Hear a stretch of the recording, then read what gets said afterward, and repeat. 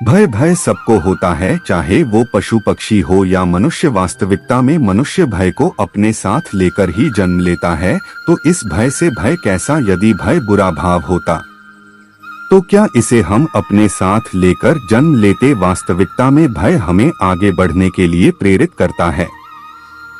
अब देखिए, जीवन जीने का भय आपसे स्वयं की सुरक्षा करवाने का प्रयास करता है। अपमान का भय सदाचार की ओर बढ़ता है। किसी प्रिय को खो देने का भय उसके लिए कर्तव्य पालन करने की प्रेरित करता है। किंतु यह भय बुरा तब हो जाता है जब आप इसे अपने ऊपर हावी होने देते हैं, इसके लिए कुछ प्रयास नहीं कर पाते। इसलिए यदि इस भय को उपयोग में लाना है, आपको स्वयं इस भय के ऊपर हावी हो जाना पड़ेगा। तो तोड़ दीजिए भय की सीमाएं। अपनी आत्मा को छोड़कर किसी और के समक्ष सहमत झुका है। और स्मरण रखें, जब अंधकार से डरना छोड़ दोगे तभी दीपक बनकर प्रकाश दे पाओगे।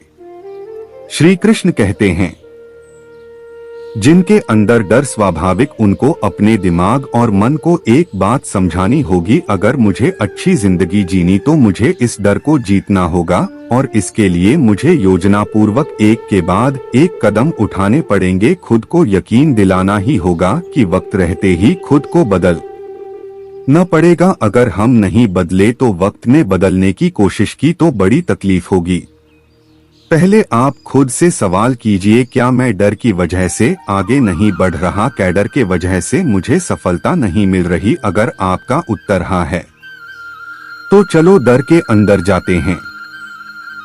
हमें ध्यान से समझना पड़ेगा हमें डर क्यों लगता है, क्योंकि हमारे अंदर आत्मविश्वास की कमी। फिर सवालात हमारे अंदर आत्मविश्वास क्यों कहा? क्योंकि जिस क्षेत्र में हम सफलता हासिल करना चाहते हैं उस क्षेत्र के बारे में हमारा ज्ञान अधूरा है। इसके लिए जिस क्षेत्र में सफलता हासिल करनी है उस क्षेत्र के प्रति जितना हो सके उतना अभ्यास करना है और ज्ञान हासिल कर लें, जिससे हमारे भीतर आत्मविश्वास आए और जिससे कुछ हद तक हमारा दर्द कम हो जाएगा।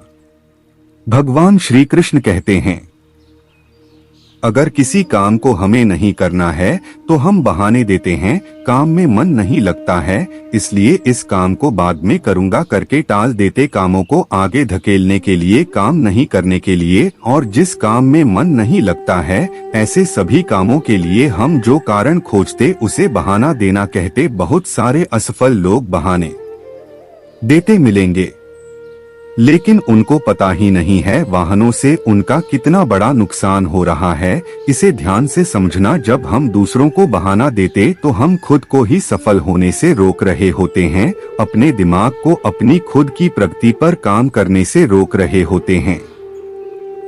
हम अपने दिमाग को निष्क्रिय बना था। हम दिमाग को ऐसा प्रशिक्षण देते हैं क्यों हमारे खिलाफ काम करें। जितना ज्यादा अहम बहाना देंगे उतने ही हमारे मन को खुद के खिलाफ काम करने को मजबूर कर देते हैं। इसका परिणाम यह होगा कि आप अपने ही कामों से दूर भाग, जिम्मेदारी से दूर भागो, काम में मन नहीं लगेगा, जीवन में उत्साह कम होगा, जीवन में सही निर्णय लेने में देर हो जाएगी और फिर आप सोचेंगे कि ऐसा मेरे साथ ही क्यों हो रहा है। यह सब आपके साथ इसलिए हो रहा है क्योंकि आपने ही बहाने दे देकर अपने मन और दिमाग को कुछ नहीं करने की आदत डालिए। भगवान श्री कृष्ण कहते हैं, मनुष्य का स्वाभाविक कमाना, संग्रह करना, फिर चाहे धन हो, नाते हो, संबंध हो या पसंद था। परंतु क्या आपने कभी सोचा है नियति ने यह संग्रह करने की प्रवृत्ति मनुष्य में क्यों डाली? एक बीज से पौधा पनपता है, उसके भोजन से फल संग्रहित होते हैं कि इस लेता के वृक्ष से स्वयं के नहीं, बल्कि इसलिए ताकि वह भूखे जेबों में बांटा जा सके। अब आप पूछेंगे कि किसने वृक्ष का क्या लाभ है, क्योंकि जो आता है वह मिटता ने, जो फल यह जीव खाते हैं और उसके बीजों को वातावरण में बिखेर देते हैं, जिससे जन्म लेते हैं नए वृक्ष। उसकी जाति, उसका गुण, उसकी मिठास अमर हो जाती है। श्री कृष्ण कहते हैं, मन बड़े ही विचित्र कृति। यह मन शरीर के किस अंग में बसता है कोई नहीं जानता, किंतु संपूर्ण शरीर मन की इच्छा साकार करने के लिए प्रयास करता रहता है। अब यदि मन कुछ खाने का करें तो व्यक्ति की इच्छा साकार करने का माध्यम टूटता है। अब यदि मन किसी को शत्रु समझ ले, व्यक्ति उसे नष्ट करने का हर संभव प्रयास करता है। अब यदि मन किसी से प्रेम करे तो उसके प्रसन्नता के लिए हर सीमा लांघने के लिए सहज रहता है, परंतु जीवन सुखद हो इसके लिए यह आवश्यक है कि मन खाली रहे। भगवान श्री कृष्ण की बांसुरी की भांति बेहतर कुछ भी नहीं है। नाराज है न द्वेष तब भी स्वर निकलता है। इसी प्रकार मन को भी भावनाओं से मुक्त रखना आवश्यक है। स्वयं रखे मन में कुछ भरकर जियो तो मन भर के नहीं जीता। श्री कृष्ण कहते हैं, मनुष्य की सोच संसार का सबसे गहन या कहूँ सबसे कठिन भाव है। कब क्या होने के पश्चात यह मन क्या सोच बैठेगा, यह कहना असंभव है। और यही सोच कई बार हमारे मन में ऐन की भावना ले आती है। हम सदा हमसे ऊपर की श्रेणी के व्यक्तियों को देखते हैं, उनके जीवन का विश्लेषण करते हैं और फिर स्वयं को हीन समझ लेते हैं। इसके पास इतना धन है, उसके पास कितना बल है और मेरे पास कुछ भी नहीं, मैं कितना ही व्यक्ति, संसार के लिए में कुछ भी नहीं होता है नहस। किंतु ऐसा नहीं, आपके पास भी बहुत कुछ। पलट के देखा, किसी भूखे व्यक्ति को केवल एक रोटी मिल जाए तो भले ही दूसरों के लिए वह अन्न का दाना होगा, किंतु इसके लिए वह भोज से कम नहीं है। इसलिए जब भी मन में हीन की भावना जागेगी, अपनों की ओर देखें उनके और पलटी, आपको विश्वास हो जाएगा कि भले आप यह मानते हैं कि संसार के लिए आप कुछ नहीं, कुछ लोगों के लिए आप संपूर्ण संसार, तो जो आपका संसार है उसमें प्रसन्न रहना सीखें। हमारे पास अक्सर बहुत लोग आते हैं, कुछ को हम समय रहते हैं, कुछ का हम तिरस्कार करते हैं, किंतु तिरस्कार कभी नहीं करना चाहिए। किसी व्यक्ति के आपके पास आने के 3 मुख्य कारण आते हैं, भाव, अभाव और प्रवाह। यदि कोई आपसे प्रेम भाव से आए तो उसे प्रेम सम्मान दी। यदि कोई आपके पास अभाव में आए तो उसकी आवश्यकता को समझते हैं और जितना हो सके स्वयं से उसकी सहायता की। और यदि कोई आपके पास प्रभाव के कारण है तो उसे समुचित सम्मान दें। तो खुद को भाग्यशाली समझे कि कोई आपके प्रभाव में किंतु के का कभी ना करें। सरकार जन्म देता है कुंठा को और कुंठा किसी को भी आपका शत्रु बना देती है, इसलिए मित्र बनाई है। आनंद लीजिए और मेरे साथ कहिए राधे राधे। जीवन में समय चाहे जैसा भी हो, अपनों का साथ भरा आवश्यक होता है। सुख हो तो बढ़ जाता है, दुख हो तो बढ़ जाता है। अपनों के साथ समय कब बीत जाता है पता ही नहीं चलता। किंतु सोचें, यदि आपको किसी ऐसे स्थान पर छोड़ दिया जाए जहां आपका कोई संबंधी ना, आपका कोई अपना न, कोई में तनाव, तो क्या होगा? एक एक क्षण कितना लंबा लगने लगेगा। तब तक लगेगा जब तक आप किसी को अपना नहीं बना लेते। पर यह उठता है, आपका अपना कौन है? वह संबंधी जिनके साथ आप रक्त से जुड़े हैं, या मित्र जिनके साथ आप बालपन से पले बढ़े हैं, या सहकर्मी जिनके साथ आप काम करते नहीं। अपना हुआ जो विपत्ति में काम आए, अपनों के परख समय की कसौटी पर के जाता। श्री कृष्ण कहते हैं, कभी आपने सोचा है इस संसार में हम सबसे अधिक इससे जुड़े हैं? कोई कहेगा माता पिता, कोई कहेगा मित्र, कोई कहेगा पत्नी, तो कोई कहेगा संतान। नहीं, यदि संसार में हम किसी से जुड़े हैं तो वो है समय। समय हमारा भूत है, समय हमारा वर्तमान है और समय ही हमारा भविष्य। और हम क्या करते हैं? सबसे अधिक जुड़े समय एक और सबसे बहुमूल्य संपत्ति को नष्ट कर देते हैं। कोई भविष्य के ऊंचे सपनों को बनता है, कोई बीते कल को कोसता है। किंतु तनिक सोचिए, बेटा का लाभ के सोच विचार करने से बदलने नहीं वाला, और भविष्य के विषय में सोच विचार करके यदि आप अपना वर्तमान नष्ट कर रहे हैं तो आपका भविष्य भी बीते कल की भांति ही होगा। इसलिए आज के विषय में सोच उसे उत्तम बनाएं। श्री कृष्ण कहते हैं, स्वप्न और लक्ष्य कितने समान लगते हैं। इन दोनों के व्यक्ति कल्पना करता है, इन दोनों को व्यक्ति पाना चाहता है, और ये दोनों पूर्व तो व्यक्ति स्वयं को भाग्यशाली भी समझता है। किंतु इन दोनों में अंतर है कि सौंपने के लिए बिना मेहनत की नींद चाहिए।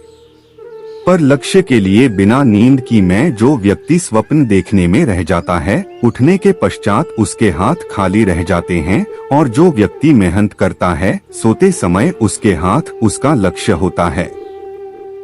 इसलिए सपने भी देखी तो लक्ष्य समझकर। संसार में आपको कई ऐसे लोग मिलेंगे जो आपको बताएंगे कि क्या करना है, किंतु उससे भी अधिक महत्वपूर्ण बात यह है कि क्या नहीं कहा। आज मैं आपको ऐसे 3 बातें बताऊंगा जो आपको जीवन में नहीं करनी है। पहली बार आनंद में कभी वचनबद्ध आनंद आपके तर्क को हर लेता और फिर आनंद में दिया गया यह वचन बाद में गले की फांस बन जाता है। दूसरी बात, क्रोध में कभी उत्तर महत्व। क्रोध आपके विवेक को खा जाता है, भविष्य दृष्टि को बाधित कर देता है, और फिर कुछ क्षण के लिए आया ये क्रोध और इसमें दिया गया होता है, बाद में जीवन भर के लिए प्रश्न बन जाता है। तीसरी बात, कभी भी दुख में निर्णय मत लो। दुख आपके सोचने समझने की क्षमता को सीमित कर देता है, और दुखी मन से लिए गए निर्णय सदा दुख ही देते हैं। सच कहा जाए तो वचन, उत्तर और निर्णय कभी भी जीवन में सोच विचार करके ही लेने या देने चाहिए। सोच विचार करके कार्य करोगे तो इस संसार में किसी भी समस्या का हल आसानी से मिल जाएगा। हम सबके जीवन में कभी न कभी पत्थरों का योग होता ही है। यह संसार हम पर कभी न कभी पत्थर बरसाता ही है, कभी हमें बुरा समझकर, कभी असफल मानकर, कभी हमें बुद्धिहीन मानकर। कारण बहुत सारे, किंतु इन पत्थरों से में चोट खाने हैं या नहीं यह हमारे हाथ में। या तो आप इन पत्थरों से चोट खाकर आंसुओं से डूबे रह सकते हैं, और यदि आप चाहें तो इन पत्थरों से सेतु बनाकर समस्या का सागर पार कर सकते हैं।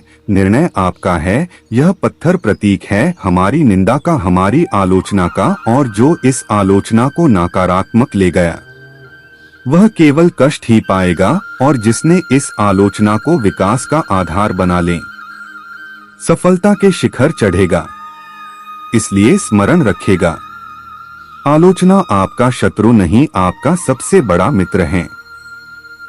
श्री कृष्ण कहते हैं, अक्सर आपके बड़े बोर्डों ने आपसे कहा होगा कि संसार दुख का मूल है और ईश्वर भक्त इस दोष से दूर जाने का मार्ग है। किंतु सोचें, यदि यह संसार दुख का सागर होता तो क्या नीति आपको यहाँ जन्म लेने देती? क्या ईश्वर यहाँ पर अवतार लेते हैं? जब समस्याओं पर हमारा वश नहीं चलता, हम आरोप लगाते हैं संसार पर, यहाँ के लोगों पर, सोचते हैं काश वह यहाँ पर आया ही नहीं होता। एक किसान बंजर धरती पर जाता है और अपने परिश्रम से उसे लहलहाते खेत में परिवर्तित करता है। एक दर्जी जिसके पास एक सामान्य सा वस्त्र जाता है, अपने परिश्रम से उसे एक सुंदर वेश में परिवर्तित कर देता है। आप भी परिश्रम की यह महत्वपूर्ण नहीं है कि आपके संसार में आए हैं, यह महत्वपूर्ण नहीं है क्या आप यहाँ कैसे। अगर कुछ महत्वपूर्ण है तो यह है जब आप गए हैं तब आप इस संसार को कैसा छोड़कर गए। प्रिय, सोच कीजिए कि जो किसी के लिए ना किसी का स्वर्ग बनाकर निकलोगे तो आपका जीवन और आपका संस्था दोनों धन्य हो जाएंगे। पाना और खोना दोनों जीवन के महत्वपूर्ण भाग है। जीवन भर व्यक्ति कुछ पाता है तो कुछ खोटा, कभी धन को होता है, कभी सम्मान, कभी मित्र, कभी अभिमान। किंतु होना बुरी बात नहीं, क्योंकि खोने के साथ ही आपके का मूल्य सीख दे जाता है कि कैसे उसे दोबारा न खोया जाए। इसलिए यदि कुछ गवा दिया तो से मिली सीख न है, क्योंकि उसी से की सहायता से आप अपना खोया हुआ पुनः पा सकते हैं। जीवन में कुछ पाना हो तो सोच और कम बड़े आवश्यक होते, किंतु क्या केवल सोच से, क्या केवल कर्म से आपको सफलता मिलती है? नए कुछ लोग सोचते रह जाते हैं, कम नहीं करते, और इस कारण से उन्हें सफलता नहीं मिलती। कुछ लोग बिना सोचे समझे कम करते रह जाते हैं, उन्हें भी सफलता नहीं मिलती। स्मरण रखें का वृक्ष को काटना हो तो कुल्हाड़ी के लगातार प्रयास करने के साथ ही कुल्हाड़ी किस दिशा में मारी जानी चाहिए।